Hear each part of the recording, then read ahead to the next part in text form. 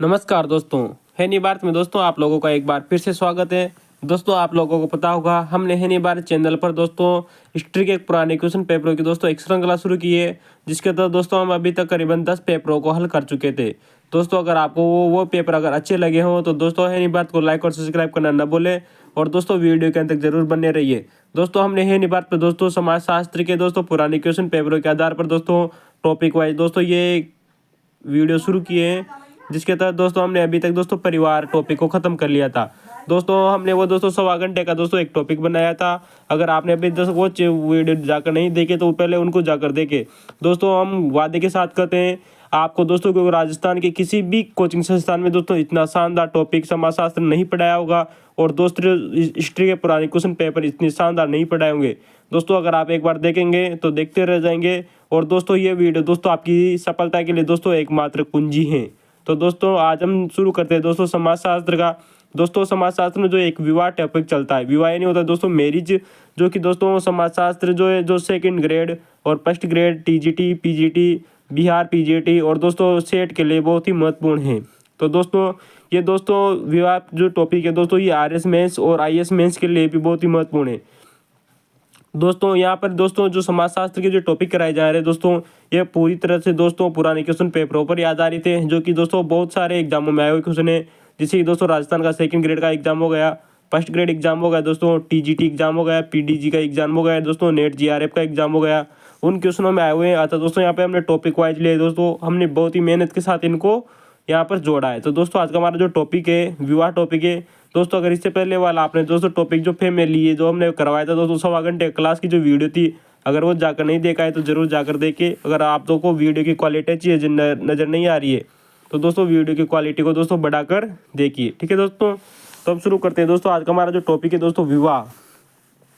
जो दोस्तों जो विवाह टॉपिक है दोस्तों इसे हम दोस्तों इंग्लिश में मैरिज कहते हैं। क्या कहते हैं दोस्तों? मैरिज।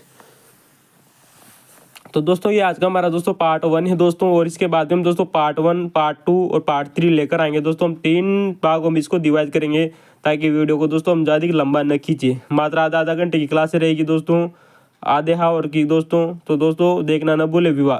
दोस्तों आप विवाह के बारे में हर कोई इंसान जानता है कि विवाह क्या है विवाह क्या नहीं है दोस्तों, लेकिन दोस्तों इसके बारे में जब अगर आपको लिखने के लिए बोला जाता है तो आप अक्सर बच्चे इनमें कन्फ्यूजन हो जाती है कि विवाह क्या है। तो दोस्तों आज हम विवाह के बारे में ही पढ़ेंगे। विवाह का अर्थ होता है दोस्तों मैरिज, ठीक है दोस्तों। तो आज हम शुरुआत करते हैं दोस्तों विवाह से, जो कि समाजशास्त्र का पार्ट दोस्तों टॉपिक नंबर 2 है दोस्तों। फैमिली और विवाह मैरिज को दोस्तों हमेशा एक ही साथ पढ़ा जाता है। अतः दोस्तों हमने सबसे पहले मैरिज दोस्तों फैमिली शब्द टॉपिक पढ़ा था और अब हम दोस्तों विवाह टॉपिक पढ़ रहे हैं। तो शुरुआत करते हैं दोस्तों हमारे पहले क्वेश्चन की तरफ से कि दोस्तों विवाह शब्द का शाब्दिक अर्थ बताइए। यानी कि दोस्तों जो मैरिज होता है, मैरिज शब्द का शाब्दिक अर्थ क्या है दोस्तों? विवाह शब्द का शाब्दिक अर्थ होता है दोस्तों वधु को वर के घर ले जाना। यानी दोस्तों जो दूल्हा होता है वो अपने घर जब दुल्हन को ले जाता है, यानी कि दोस्तों शादी होने के बाद में 7 फेरे खाने के बाद में हिंदू धर्म में, या फिर दोस्तों हम कहें दोस्तों मुस्लिम समाज में दोस्तों स्वीकार करने के बाद में जब दोस्तों जो वधु होती है वो वर के घर के चली जाती है तो दोस्तों इसी विवाह माना जाता है। तो दोस्तों वधु को वर के घर ले जाना ही विवाह का शाब्दिक अर्थ बताया गया है, ठीक है दोस्तों। दोस्तों हम क्वेश्चन नंबर 2 की तरफ चलते हैं। दोस्तों एक समाजशास्त्री होते हैं, उनका नाम है दोस्तों मर्डोक। कौन दोस्तों? एक समाजशास्त्री हुए हैं दोस्तों, उनका नाम है दोस्तों मर्डोक। दोस्तों मर्डोक के अनुसार मनुष्य की 3 मूलभूत आवश्यकताएं बताई थी उन्होंने। वेरी इंपॉर्टेंट क्वेश्चन है दोस्तों कि जो टीजीटी एग्जाम आया हुआ क्वेश्चन है कि जो मर्डोक नामक समाजशास्त्री के अनुसार मनुष्य की जो 3 मूलभूत आवश्यकताएं बताई थी इन्होंने। दोस्तों ये भी याद रखना है कि कितनी मूलभूत आवश्यकताएं बताई थी दोस्तों, 3 मूलभूत आवश्यकताएं बताई थी दोस्तों। अगर आपको दोस्तों अगर मर्डोक की 3 मूलभूत आवश्यकताएं पता है जो मनुष्य के बारे में उन्होंने बताई थी तो दोस्तों आप कमेंट में जाकर जरूर बताइए। और इन बात को दोस्तों सब्सक्राइब जरूर कीजिए। अगर दोस्तों वीडियो की क्वालिटी अच्छी नहीं नजर आ रही है तो दोस्तों आप वीडियो की क्वालिटी जरूर बढ़ाइए, ठीक है दोस्तों। तो शुरुआत करते हैं कि मनुष्य की 3 मूलभूत आवश्यकताएं बताई दोस्तों मर्डोक ने। नंबर 1 आती है दोस्तों यौन संबंध। बिल्कुल सही बात है दोस्तों, मनुष्य की जो मूलभूत आवश्यकता है वो है दोस्तों यौन संबंध। दोस्तों आप लोगों को पता होगा कि जो मनुष्य हैं वो मनुष्य हो या दोस्तों कोई सा भी जीव हो दोस्तों, जब तक वो यौन संबंध नहीं बनाता है तब तक उसकी जो जाति या प्रजाति है दोस्तों वो आगे नहीं बढ़ पाती है। तो दोस्तों यौन संबंध मनुष्य की मूलभूत आवश्यकता है। नंबर 2 आती है दोस्तों आर्थिक सहयोग। आर्थिक सही, बिल्कुल सही बात है दोस्तों कि जो मनुष्य होता है उसकी आर्थिक समस्या आज के ज़माने में दोस्तों काफ़ी ज़्यादा है। और आर्थिक का मतलब यूँ समझिए दोस्तों कि वर्तमान समय में इंसान के पास पैसा बहुत ज़्यादा जरूरी, तो आर्थिक सहयोग भी जरूरी है दोस्तों। नंबर 3 आती है दोस्तों संतान उत्पत्ति। दोस्तों जब तक मनुष्य संतान उत्पत्ति नहीं करेगा वो अपने वंश को आगे नहीं बढ़ा सकता। तो दोस्तों जो मर्डॉक जो समाजशास्त्री थे उन्होंने यही दोस्तों 3 मूलभूत आवश्यकताएं बताई थी मनुष्य की। नंबर 1 यौन संबंध, नंबर 2 आर्थिक सहयोग, नंबर 3 दोस्तों संतान उत्पत्ति। ठीक है दोस्तों। अतः दोस्तों इसी आधार पर हम आप लोगों को कहें कि जो इन आवश्यकताओं के आधार पर यानी यौन संबंध, आर्थिक सहयोग और संतान उत्पत्ति के आधार पर ही दोस्तों इन आवश्यकताओं के तहत ही जब 2 या 2 से अधिक विपरीत लिंग वाले व्यक्ति, कौन से दोस्तों, विपरीत लिंग का मतलब समझ गए हो ना दोस्तों, स्त्री और पुरुष, या फिर दोस्तों पुरुष और स्त्री, स्त्री या पुरुष दोस्तों के मध्य, जब इन दोनों के मध्य स्त्री जो विपरीत लिंगों के मध्य जब संबंध बनता है दोस्तों, जब उसे अगर दोस्तों हम सामाजिक मान्यता दे दी जाए, यानी दोस्तों जानते हो ना आप, जब उसे समाज उन दोनों को स्वीकार कर ले, उन दोनों के संबंधों को, जब दो विपरीत मनुष्य के जो संबंध होते हैं दोस्तों, जब उनको समाज मान्यता दे दे या उन्हें दोस्तों कानूनी स्वीकृति मिल जाए दोस्तों, इसी को विवाह कहा जाता है। आप लोगों को बात समझ में आई होगी दोस्तों कि जब 2 या 2 से अधिक विपरीत लिंग के व्यक्ति, उन दोनों के मध्य अगर कोई मध्य संबंध बनता है, जब उन संबंधों को दोस्तों या तो समाज स्वीकार कर ले या फिर दोस्तों उनके कानून को द्वारा उनको मान्यता मिल जाए, इसे ही दोस्तों विवाह कहते हैं। ठीक है दोस्तों, अगर आपको विवाह की परिभाषा समझ में आई हो तो ज़रूर याद कीजिएगा।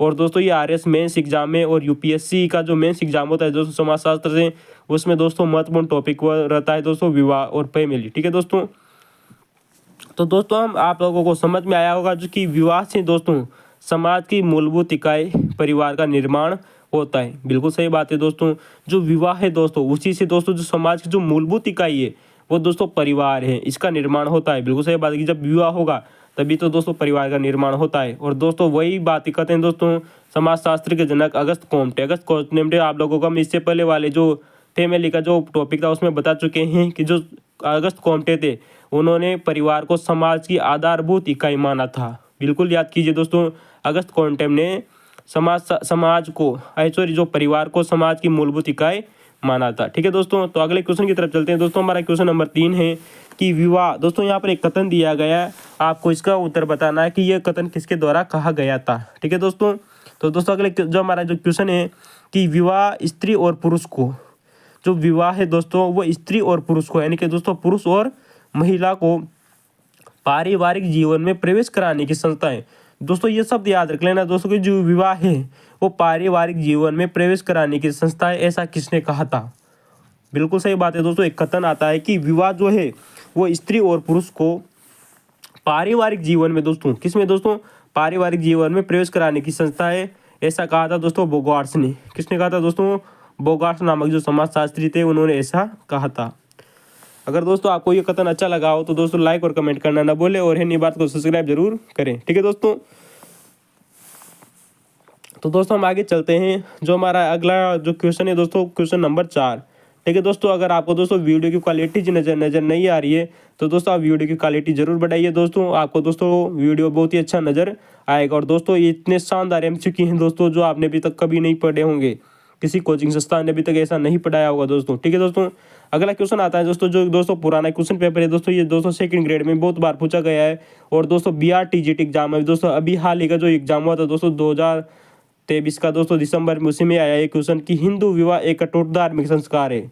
जो हिंदू विवाह है दोस्तों वो एक अटूट धार्मिक संस्कार है, ऐसा किसने कहा था दोस्तों ऐसा कहने वाले दोस्तों 2 भारतीय समाजशास्त्री थे, उनका नाम है दोस्तों KM कपाड़िया और दोस्तों PN प्रभु। दोस्तों कौन दोस्तों, KM कपाड़िया और दोस्तों PN प्रभु ने हिंदू विवाह को दोस्तों एक अटूट धार्मिक संस्कार माना है। ये याद रखना है दोस्तों कि धार्मिक संस्कार माना है या नहीं माना, ये याद रखना है दोस्तों। इन्होंने क्या माना है, एक धार्मिक संस्कार माना है, किसने, KM कपाड़िया और PN प्रभु ने। ठीक है दोस्तों अगला क्वेश्चन जाता है दोस्तों हमारा क्वेश्चन नंबर 5 है दोस्तों विवाह का, मैरिज का, जब एक से अधिक पुरुष या महिला, दोस्तों वेरी गुड, बहुत शानदार प्रश्न है दोस्तों, बहुत शानदार कथन है कि जब एक से अधिक स्त्री और पुरुष, जब एक से अधिक पुरुष या एक से अधिक स्त्री जब एक दूसरे के साथ दोस्तों संबंध बनाते हैं, यानी कि दोस्तों जब एक पुरुष और एक स्त्री जब एक दूसरे के साथ संबंध बनाते हैं, जब उनको कानूनी प्रथा या मान्यता मिल जाती है। ऐसा किसने कहा था दोस्तों? वेस्टरमार्क ने कहा था। किसने कहा था दोस्तों? वेस्टरमार्क ने कहा था। लेकिन दोस्तों यहाँ पर एक ही शब्द इंपॉर्टेंट है, एक या एक से अधिक पुरुष व एक से अधिक स्त्री। दोस्तों ये शब्द अति महत्वपूर्ण है दोस्तों। इनको जब कानूनी मान्यता मिल जाती है, इसी को दोस्तों विवाह कहा जाता है। ऐसा दोस्तों वेस्टरमार्क ने कहा था। और दोस्तों वेस्टरमार्क वही व्यक्ति है दोस्तों जिनको हम दोस्तों आपने को लोगों को इससे पहले दोस्तों जो परिवार वाला जो टॉपिक पढ़ाया था आप लोगों को, उसमें बताया था कि जो वेस्टरमार्क थे उन्होंने दोस्तों एक विवाह का सिद्धांत अपनाया था। कैसा सिद्धांत अपनाया था दोस्तों? एक विवाह का सिद्धांत अपनाया था। और वेस्टरमार्क ने ही कहा था कि दोस्तों कि जो विवाह की जड़ें हैं वो परिवार में हैं। क्या कहा था दोस्तों इन्होंने? कि जो विवाह की जो जड़ें हैं दोस्तों वो परिवार में हैं, न कि परिवार की विवाह में। ठीक है दोस्तों, बहुत शानदार कथन आता है दोस्तों इनका परिवार के बारे में और दोस्तों विवाह के बारे में। किसने कहा था दोस्तों? वेस्टरमार्क ने कहा था। दोस्तों आप कथन को पुनः गौर से पढ़िए। एक या एक से अधिक की स्त्री या पुरुष जब एक दूसरे के साथ संबंध बनाते हैं और उस संबंध को जब कानूनी मान्यता मिल जाती है, इसे ही दोस्तों विवाह कहते हैं। किसने कहा था? वेस्टरमार्क ने कहा था। के.एम. कपाड़िया और पी.एन. प्रभु ने दोस्तों हिंदू विवाह को एक अटूट धार्मिक संस्कार माना है। आपको ये बात याद रखनी दोस्तों, सेकंड ग्रेड में और दोस्तों टीजीटी एग्जाम में पूछा हुआ क्वेश्चन है। ठीक है दोस्तों, तो दोस्तों हम अगले क्वेश्चन की तरफ चलते हैं। हमारा अगला क्वेश्चन आता है क्वेश्चन नंबर दोस्तों 6। कौन सा क्वेश्चन नंबर दोस्तों? Question number 6। ठीक है दोस्तों जिन साधनों द्वारा मानव समाज, क्वेश्चन है दोस्तों एक कथन दिया गया है कि जिन साधनों द्वारा मानव समाज यौन संबंधों का नियमन करता है उसे विवाह कहते हैं दोस्तों। क्या कहते हैं दोस्तों? जिन संसाधनों के द्वारा जो मानव समाज है दोस्तों यौन संबंधों का नियमन। दोस्तों यही शब्द आप लोगों को याद रखना है, क्योंकि दोस्तों परिभाषाएं तो बहुत सारी होती है, लेकिन उनमें भी दोस्तों एक या दो शब्द ऐसे होते हैं जो उनको याद करने पड़ते हैं दोस्तों। उसी से दोस्तों आपको परिभाषा याद हो जाती है। तो दोस्तों इस परिभाषा में दोस्तों महत्वपूर्ण शब्द है यौन संबंधों का नियमन, यानी कि जिन संसाधनों द्वारा मानव समाज यौन संबंधों का दोस्तों नियमन करता है उसे विवाह कहते हैं। ऐसा किसने कहा था? अगर दोस्तों आप लोगों को पता है तो दोस्तों कमेंट में बताइए, नहीं पता है तो दोस्तों इसका उत्तर होगा दोस्तों रिवर्स। कौन दोस्तों? रिवर्स नामक समाजशास्त्री ने विवाह को दोस्तों यौन संबंधियों का नियमन माना है। यही शब्द याद रखना है दोस्तों कि यौन संबंधों का नियमन किसने माना है दोस्तों? रिवर्स नामक समाजशास्त्री ने। आया हुआ क्वेश्चन है दोस्तों, फर्स्ट ग्रेड एग्जाम आरपीएससी द्वारा क्वेश्चन पूछा गया है। बहुत शानदार क्वेश्चन था दोस्तों। ठीक है दोस्तों, अगले क्वेश्चन की तरफ चलते हैं दोस्तों, जो कि पूनम ने एक परिभाषा ली है दोस्तों। ये परिभाषा भी दोस्तों सेकंड ग्रेड में बहुत बार पूछी गई है। परिभाषा है दोस्तों, विवाह संतानों को जन्म देते हैं। बिल्कुल सही बात है। जब दोस्तों स्त्री या पुरुष दोस्तों जब विवाह कर लेता है तो क्या करते थे दोस्तों? बच्चे पैदा करते हैं, यानी कि दोस्तों संतान को जन्म देते हैं। तो क्वेश्चन यही है दोस्तों कि विवाह जो है दोस्तों संतान को जन्म देने की और उसे पालन पोषण करने की सुविधा है। दोस्तों क्या है दोस्तों? बच्चों को जन्म देता है और पालन पोषण की सुविधा है। कौन दोस्तों? विवाह। बिल्कुल सही बात है कि जब दोस्तों एक स्त्री और पुरुष का जब विवाह हो जाता है तो वो दोस्तों बच्चों को जन्म देते हैं और बच्चों का पालन पोषण करते हैं, यानी कि वो देखभाल करने का एक समझौता है दोस्तों। किसने कहा था दोस्तों? ऐसा कहने वाले व्यक्ति का दोस्तों आप लोगों को पता है ये कथन किसने कहा था? तो दोस्तों आप तो कमेंट में जाकर जरूर बताइए, वो नाम आप लोगों के लिए बताएंगे दोस्तों, क्योंकि हमने तो आपकी सफलता के लिए दोस्तों मेहनत करनी ही है और आप भी मेहनत कीजिए दोस्तों और पढ़ते रहिए लगन से, है नहीं भारत में। ठीक है दोस्तों, तो दोस्तों इसका उत्तर होगा दोस्तों बी मेलिनोव्स्की। कौन दोस्तों? बी मेलिनोव्स्की ने ऐसा कथन कहा था दोस्तों। बहुत शानदार कथन है दोस्तों, सेकंड ग्रेड एग्जाम राजस्थान के में और दोस्तों बहुत बार एग्जामों में आया हुआ क्वेश्चन है कि जो विवाह है वो संतान को जन्म देने और पालन पोषण करने की एक संस्था है। किसने कहा था दोस्तों? बी मेलिनोव्स्की ने कहा था। बहुत शानदार कथन है दोस्तों। इन दोनों कथनों को तो आप याद ही कर लीजिए। यौन संबंधों का नियमन किसने कहा था दोस्तों? रिवर्स ने कहा था। हिंदू धर्म एक धार्मिक अटूट विवाह है दोस्तों, संस्कार धार्मिक संस्कार है, के.एम. कपाड़े और पी.एन. प्रभु ने कहा था। ठीक है दोस्तों हम आगे चलते हैं दोस्तों। यहाँ पर खुद ने दोस्तों एक कथन लिया है हमने कि जो दोस्तों जो विवाह है वो स्त्री पुरुष का एक ऐसा योग है दोस्तों एक स्त्री पुरुष का एक ऐसा योग है जिसे जन्मा बच्चा माता पिता की वैध संतान माना जाता है। दोस्तों यहाँ पर आपको एक शब्द याद रखना है कि जो विवाह है दोस्तों वो माता पिता की वैध संतान है। यही शब्द इंपॉर्टेंट है दोस्तों इस परिभाषा में। किसमें दोस्तों? इस परिभाषा में एक ही शब्द महत्वपूर्ण है दोस्तों कि माता पिता की जो संतान है वो वैध संतान मानी जाती है। कौन सी दोस्तों? वैध संतान। किसने कहा था दोस्तों? ऐसा ल्यूसी मेयर ने कहा था दोस्तों। किसने कहा था दोस्तों? ल्यूसी मेयर ने कहा था। और दोस्तों ये टीजीटी एग्जाम में आया हुआ क्वेश्चन है, बहुत कथन शानदार है दोस्तों कि जो विवाह है वो स्त्री पुरुष का एक ऐसा योग है जिससे जन्मा जो बच्चा होता है दोस्तों वो माता पिता की वैध संतान माना जाता है। दोस्तों आपको इसको इस कथन में एक ही शब्द याद रखना है, माता पिता की। वैध संतान किसने माना है? ल्यूसी मेयर ने। यौन संबंधों का नियमन किसने कहा है? दोस्तों रिवर्स ने। और दोस्तों जो बी मेलानोस्की था उसने पालन पोषण करने की एक संविधा बताया है या समझौता कहा है किसको? दोस्तों विवाह को। ठीक है दोस्तों, पुनः दोस्तों एक परिभाषा आती है आप लोगों के सामने। कथन है कि एक विवाह ही सच्चा स्वरूप था, है और रहेगा। दोस्तों हमने दोस्तों वही बात कर दी दोस्तों जब हम इससे पहले वाला जो टॉपिक पढ़ रहे थे दोस्तों, परिवार में भी आप लोगों को बताया था दोस्तों कि एक समाजशास्त्री ऐसा हुआ है जिसने दोस्तों भूतकाल, वर्तमान और भविष्य काल की बात करी थी। तो दोस्तों वही व्यक्ति हैं दोस्तों मेलानोस्की ने भी कहा था कि दोस्तों कि जो विवाह है वो पहले भी था, वर्तमान में भी है और भविष्य में भी रहेगा। यानी कि एक विवाह ही सच्चा स्वरूप था, है और रहेगा। किसने कहा था दोस्तों? मेलानोस्की ने कहा था। एक विवाह ही सच्चा स्वरूप था, है और रहेगा। दोस्तों बी मेलानोस्की वही व्यक्ति दोस्तों जिन्होंने परिवार के बारे में कहा था कि परिवार हमेशा थे, हमेशा हैं और हमेशा रहेंगे। ठीक है दोस्तों, आपको ये कथन भी बहुत याद रखना चाहिए दोस्तों। अगर दोस्तों आपने पहले वाला दोस्तों जो परिवार का टॉपिक जाकर नहीं देखा है तो पहले उसको जरूर देखें, तभी दोस्तों आपको विवाह समझ में आएगा। ठीक है दोस्तों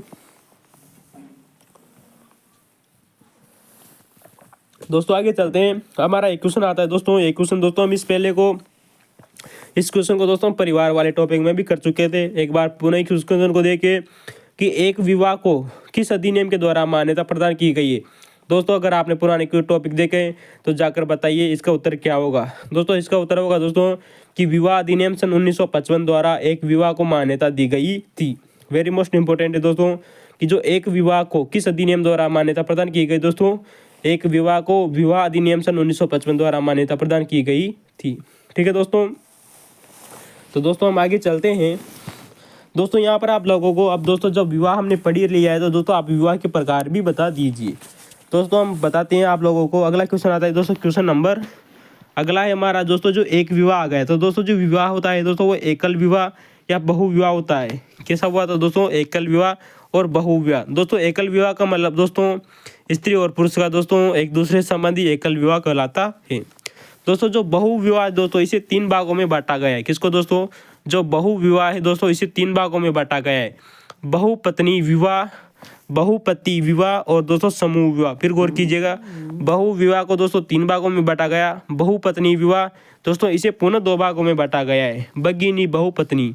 नंबर 1 आता है दोस्तों जो बहुपत्नी होती है दोस्तों, बहुपत्नी जो विवाह होता है इसे पुनः 2 भागों में बांटा गया है दोस्तों। नंबर 1 आता है दोस्तों भगिनी विवाह, भगिनी बहुपत्नी। दोस्तों भगिनी का मतलब होता है दोस्तों जो समान बहनें होती है वो आपस में एक दूसरे की, एक पति की दोस्तों सारी की सारी पत्नियां मानी जाती हैं। जैसे कि दोस्तों आप लोगों को पता होगा दोस्तों जो आपने इतिहास में बहुत बार पढ़ा होगा, जैसे दोस्तों एक पति है उस पत्नी की दोस्तों अगर दोस्तों एक पत्नी है और पत्नी की दोस्तों बहुत सारी सालियां हैं तो सारी के सारी दोस्तों उस पति की दोस्तों क्या कहलाएगी दोस्तों? पत्नियां कहलाएगी दोस्तों। तो इसे कहते हैं दोस्तों भगिनी बहुपत्नी। ठीक है दोस्तों, नंबर 2 आता है दोस्तों अभगिनी बहुपत्नी। कौन से दोस्तों? अभगिनी बहुपत्नी। अर्थात दोस्तों जो बहनें हैं वो समान नहीं है दोस्तों, फिर भी लेकिन दोस्तों ये प्रचलित है दोस्तों नागा जनजाति दोस्तों, भील जनजाति, गोंड जनजाति, वेंगा जनजाति और नंबूदी ब्राह्मणों में दोस्तों ये बहुपत्नी प्रथा प्रचलित है दोस्तों। कौन सी दोस्तों? अभगिनी बहुपत्नी विवाह। ठीक है दोस्तों, उनमें ये जनजाति में ये प्रचलित है। नंबर 2 आता है दोस्तों बहुपति विवाह। कौन सा दोस्तों? बहुपति विवाह। दोस्तों जो बहुपति विवाह है दोस्तों ये भी दोस्तों 2 प्रकार का होता है। एक होता है दोस्तों भातृक बहुपति। कौन सा दोस्तों? भातृक बहुपति। अर्थात दोस्तों जब एक स्त्री की जब किसी एक पुरुष से शादी हो जाती है तो दोस्तों उसके पुरुष के अगर जितने भी भाई है दोस्तों वो आपस में दोस्तों क्या माने जाते हैं दोस्तों? उसके पति माने जाते हैं। दोस्तों आप लोगों को महाभारत में सुना होगा कि दोस्तों जो पांडव थे तो जब दोस्तों द्रौपदी ने शादी की थी दोस्तों तो अर्जुन से की थी, लेकिन उसके साथ में जितने भी उसके भाई थे अर्जुन के वो सब उसके पति कहलाए थे दोस्तों। इसे कहते दोस्तों भातृक बहुपति विवाह। क्या कहते दोस्तों? भातृक बहुपति विवाह। दोस्तों ये दोस्तों कस जाति, टोडा जाति और कोटा जाति। कौन सी दोस्तों? कस टोडा जनजाति में दोस्तों भातृक बहु जो पति विवाह है वो प्रचलित हैं। वहीं दोस्तों हम बात करें दोस्तों अभातृक बहुपति विवाह। दोस्तों कौन सा दोस्तों? अभातृक बहुपति विवाह। दोस्तों ये दोस्तों नायर जाति और टोडा जाति में पाया जाता है। दोस्तों एक विवाह होता है दोस्तों बहु विवाह का जो प्रकार है वो है दोस्तों समूह विवाह। यानी कि दोस्तों जब एक समूह के व्यक्ति जब किसी दूसरे समूह से करते हैं तो दोस्तों ये समझ लीजिए कि दोस्तों एक समूह का व्यक्ति जब किसी दूसरे समूह में शादी करता है तो दोस्तों उस समूह की जितनी भी स्त्रियां होती है वो उसकी सारी के सारी उसकी पत्नियां मानी जाती है। और उन सभी पत्नियों के दोस्तों उनमें से एक का भी अगर शादी किसी दूसरे समूह में होती है तो दोस्तों जो महिला है एक उसके दोस्तों दूसरे समूह में जब शादी होती है तो उस समूह में रहने वाले जितने भी दोस्तों जो पति हैं और दोस्तों जो पुरुष हैं वो सारे के सारे उसका दोस्तों क्या कहलाते हैं दोस्तों, पति कहलाते हैं। तो दोस्तों इसे कहते हैं दोस्तों समूह विवाह। ठीक है दोस्तों, अगर आपको समझ में आया हो तो दोस्तों कमेंट में जरूर बताइए, नहीं समझ में आया दोस्तों तो एक बार पुनः देखिए वीडियो को, आपको दोस्तों जरूर समझ में आएगा। ठीक है दोस्तों, तो दोस्तों हम अगले क्वेश्चन की तरफ चलते हैं। हमारा क्वेश्चन नंबर अगला है दोस्तों 11वां नंबर का। दोस्तों ये क्वेश्चन दोस्तों बहुत शानदार है। अगर दोस्तों आप लोगों ने दोस्तों हम इससे पहले वाले दोस्तों जो हमने जो परिवार वाला जो टॉपिक पढ़ाया था उसमें भी आप लोगों को यही चीज़ बता चुके हैं, लेकिन दोस्तों इस क्वेश्चन को दोस्तों विवाह में एक बार जरूर देखिएगा क्योंकि दोस्तों यहाँ पर भी वही चीज़ बताई जाएगी। लेकिन दोस्तों ये क्वेश्चन विवाह में भी पूछा गया है और परिवार में भी। तो दोस्तों क्वेश्चन है कि मॉर्गन ने, कौन दोस्तों, मॉर्गन ने दोस्तों उद विकासी सिद्धांत दिया था, आप लोगों को पता होगा। ठीक है दोस्तों, तो दोस्तों इसने उद विकासी सिद्धांत में दोस्तों जो विवाह है उसके कितने चरण बताए थे। दोस्तों इसको आपको उसको आंसर बताना है कि जो मॉर्गन नामक समाजशास्त्री था इसने उद विकास में विवाह के कितने चरण बताए। अगर दोस्तों आपको पता है तो जरूर बताइए। दोस्तों इसका उत्तर होगा दोस्तों 5 चरण। कितने चरण दोस्तों, मॉर्गन ने दोस्तों 5 चरण बताए थे। दोस्तों हम इससे पहले वाले वीडियो में आप लोगों को बता चुके हैं फैमिली परिवार में, किसमें दोस्तों फैमिली वाला जो टॉपिक था उसमें बता चुके हैं दोस्तों कि मॉर्गन ने कितने चरण बताए दोस्तों, विवाह के भी 5 चरण बताए दोस्तों और परिवार के भी दोस्तों 5 चरण बताए थे। नंबर 1 विवाह आता है दोस्तों इनको क्रम देखिएगा दोस्तों, कौन सा दोस्तों, नंबर 1 आता है दोस्तों यौन साम्यवाद। कौन सा दोस्तों, मॉर्गन ने जो बताया दोस्तों यौन साम्यवाद। कौन सा दोस्तों, यौन साम्यवाद। दोस्तों आप लोग बताइए दोस्तों कि यौन साम्यवाद को मॉर्गन ने किस नाम से जाना जाता है। तो दोस्तों इसे कामाचार अवस्था के नाम से भी जाना जाता है। नंबर 2 आती है दोस्तों समूह विवाह। समूह विवाह वही है दोस्तों जब एक महिला किसी दूसरे समूह में शादी करती है तो उस समूह के दोस्तों जितने भी पुरुष होंगे वो सभी के पति कहलाएंगे, उसके सभी पति कहलाएंगे दोस्तों नंबर 3 आता है दोस्तों सिंडेसियन। दोस्तों ये बार बार एग्जामों में पूछा जा रहा है दोस्तों कि दोस्तों जो सिंडेसियन जो विवाह है वो किस समाजशास्त्री के द्वारा दिया गया था। कौन सा दोस्तों, सिंडेसियन। दोस्तों जो सिंडेसियन जो विवाह है दोस्तों ये मॉर्गन के द्वारा दिया गया था। किसके द्वारा दोस्तों, मॉर्गन के। दोस्तों जो सिंडेसियन जो विवाह होता है ये आरएस एग्जाम में भी दोस्तों मेंस में लिखने के लिए आता है। तो दोस्तों आप इसकी जरूर व्याख्या जरूर नोट कीजिए, इसकी परिभाषा देखिए। दोस्तों सिंडेसियन विवाह होता क्या है। दोस्तों एक ऐसा विवाह जिसमें एक पुरुष जब एक महिला से शादी करता है, दोस्तों फिर गौर कीजिएगा कि एक ऐसा विवाह जिसमें एक पुरुष एक महिला से शादी करता है लेकिन उसकी सभी बहनें उसकी पत्नी मानी जाती है। यानी कि यूँ मान लीजिए दोस्तों जब एक पुरुष जब किसी महिला से शादी करता है और दोस्तों उस महिला के अगर मान लीजिए जाए दोस्तों 10 बहनें, तो दोस्तों वो 10 की 10 बहनें दोस्तों उसकी पत्नी मानी जाएगी एक पुरुष की। किसकी दोस्तों, उस एक पुरुष की सारी की जो 10 बहनें वो सारी की सारी उसकी पत्नियां मानी जाएगी। दोस्तों इसे दोस्तों सिंडेसियन विवाह कहा जाता है। कौन सा दोस्तों, सिंडेसियन विवाह कहा जाता है। समझ में आ गई होगी 2 बात। तो दोस्तों गौर कीजिएगा। अगला जो हमारा जो मॉर्गन ने जो प्रकार बताया दोस्तों विवाह का, नंबर 4 आता है दोस्तों बहुपत्नी विवाह। कौन सा दोस्तों, बहुपत्नी विवाह। बहुपत्नी विवाह का मतलब समझ गए दोस्तों आपने फिर इससे पहले भी बता दिया है कि जो बहुपत्नी जो विवाह है उसमें दोस्तों बहुत सारे पति होते हैं दोस्तों। ठीक है दोस्तों, एक विवाह दोस्तों हमने इससे पहले हम चर्चा कर चुके हैं कि जो वेस्टरमार्क था उसने भी दोस्तों एक विवाह की चर्चा की है और मॉर्गन ने भी दोस्तों अपने विवाह के चरण में नंबर 5 जो विवाह बताया वो था दोस्तों एक विवाह। तो पुनः गौर कीजिएगा दोस्तों, मॉर्गन ने 5 चरण बताए विवाह के, यौन साम्यवाद, समूह विवाह, सिंडेसियन विवाह, बहुपत्नी विवाह और दोस्तों एक विवाह। ठीक है दोस्तों, अगला क्वेश्चन आता है हमारा दोस्तों कि किसने दोस्तों, बेकोफन ने विवाह के उद्गम की कितनी अवस्थाएं बताई थी। दोस्तों जो बेकोफन ने दोस्तों किसने दोस्तों, बेकोफन ने विवाह के उद्गम की कितनी अवस्थाएं बताई थी।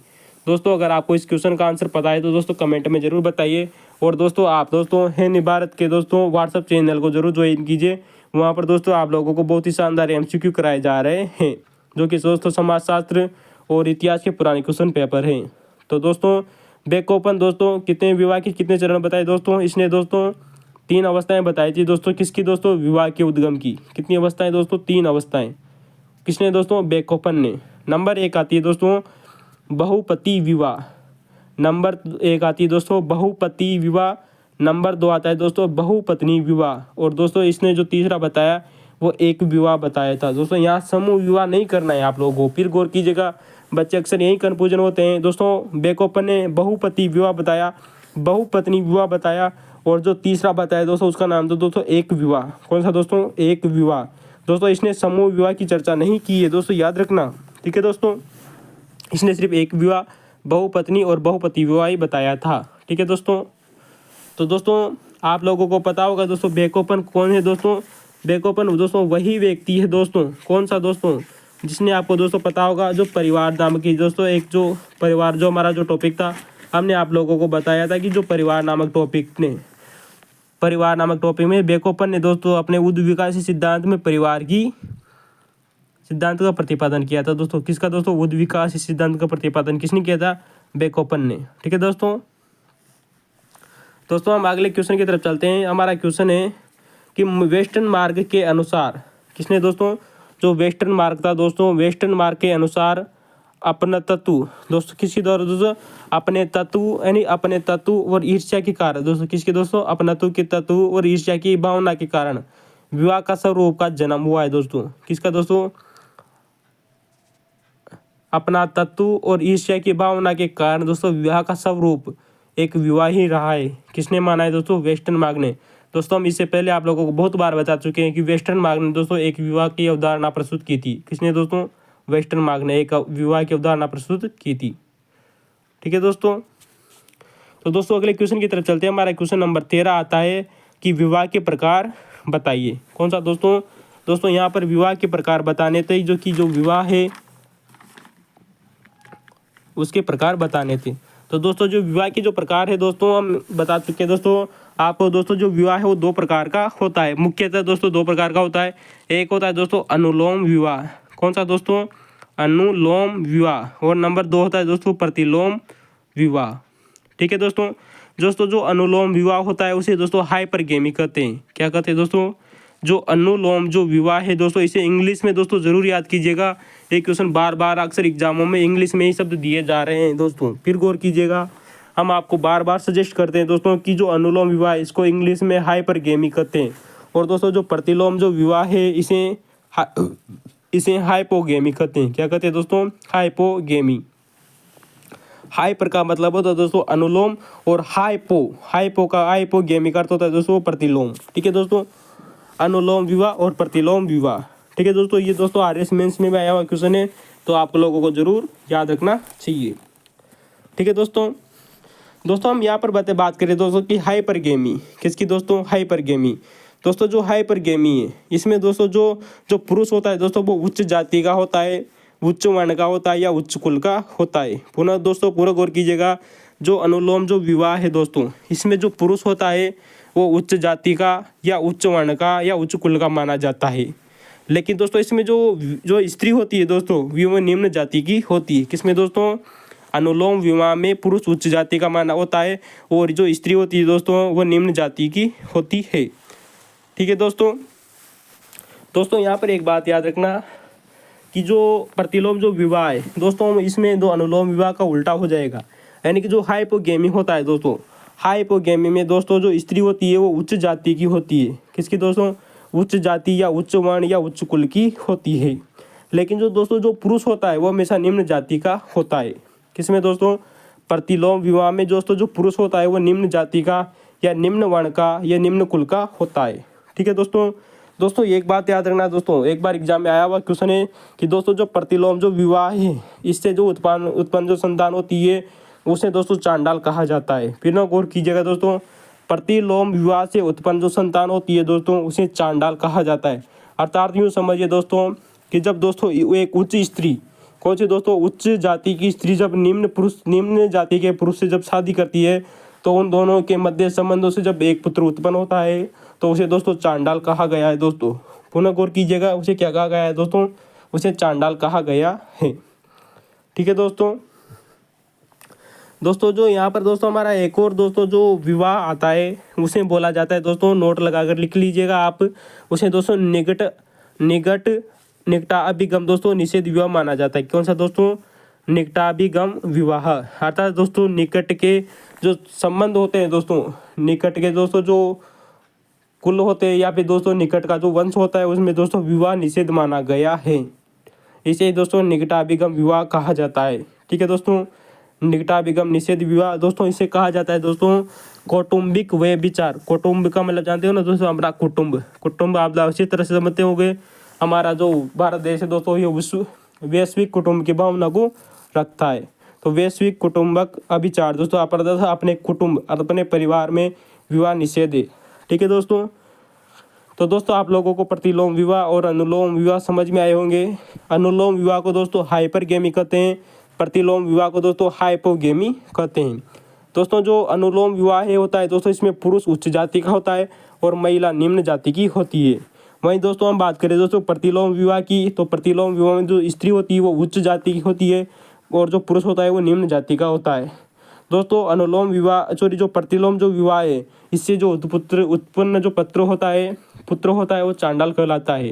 ठीक है दोस्तों एक बात और समझ गइएगा दोस्तों कि एक बार क्वेश्चन आया हुआ है कि दोस्तों कि अधिमान्य जो विवाह है उनके प्रकार बताइए। एक बार दोस्तों एग्जाम में आया हुआ क्वेश्चन है, RS मेंस में आया हुआ क्वेश्चन है दोस्तों कि जो अधिमान्य जो विवाह के प्रकार बताइए। दोस्तों नंबर 1 आता है दोस्तों सलिंग सहोदर विवाह। कौन सा दोस्तों? सलिंग सहोदरज विवाह। दोस्तों नंबर 2 आता है दोस्तों विलिंग, दोस्तों विलिंग सहोदरज विवाह। दोस्तों कौन सा दोस्तों? विलिंग। एक तो दोस्तों सलिंग और दूसरा विलिंग। नंबर 3 आता है दोस्तों देवर विवाह। दोस्तों इंपॉर्टेंट आता है दोस्तों जो नंबर 3 और नंबर 4 है दोस्तों इसको वेरी इंपॉर्टेंट लगा लीजिएगा, ये बार बार एग्जामों में आ रहा है दोस्तों कि लेवीरेट विवाह क्या होता है। और दोस्तों दूसरा नंबर है दोस्तों चौथा साली विवाह दोस्तों जिसे सोरो रेट कहते हैं। फिर गौर कीजिएगा, देवर विवाह को दोस्तों लेवी रेट कहते हैं, साली विवाह को दोस्तों सोरो रेट कहते हैं। दोस्तों यहाँ पर हमने यहाँ पर क्वेश्चन कर दिया है कि स के नीचे भी दोस्तों साली में भी स आ रहा है और सोरो रेट में भी दोस्तों स आ रहा है। तो दोस्तों आप इन दोनों को कॉमन कर दीजिए, आपको याद करने की जरूरत नहीं पड़ेगी। दोस्तों साली विवाह को सोरो रेट कहते हैं और देवर विवाह को लेवी रेट कहते हैं। वेरी मोस्ट इंपॉर्टेंट है दोस्तों। ठीक है दोस्तों, तो दोस्तों हम इनकी परिभाषा आप लोगों को बता देते हैं। RS मेंस में भी बार बार एग्जाम में आ रहा है, सेकंड ग्रेड में बार बार एग्जाम में एक क्वेश्चन पूछा जा रहा है कि दोस्तों सोरो रेट विवाह क्या होता है या लेवी रेट विवाह क्या होता है। ठीक है दोस्तों नंबर 1 है दोस्तों सलिंग सहोदर विवाह। सलिंग का अर्थ होता है दोस्तों समान भाई बहन में विवाह।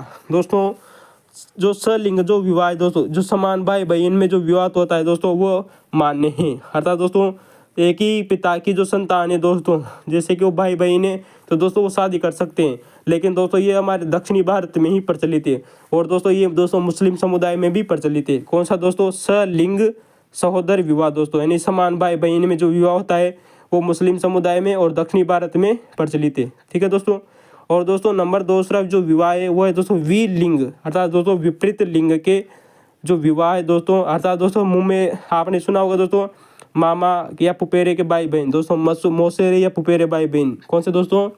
मौसेरे या पुपेरे। दोस्तों यानी कि पाजी का बेटा या दोस्तों मौसी का बेटा या बेटी, इन दोनों में भी दोस्तों आपस में शादी हो सकती है और दोस्तों अभी से कानूनी मान्यता मिली हुई है। दोस्तों हम आप लोगों को बता दें जो विलिंग सहोदर जो विवाह है यानी कि मौसेरे और पुपेरे जो भाई बहन शादी कर सकते हैं दोस्तों, इसे दोस्तों दक्षिणी भारत की जनजातियों में प्रचलित माना गया है।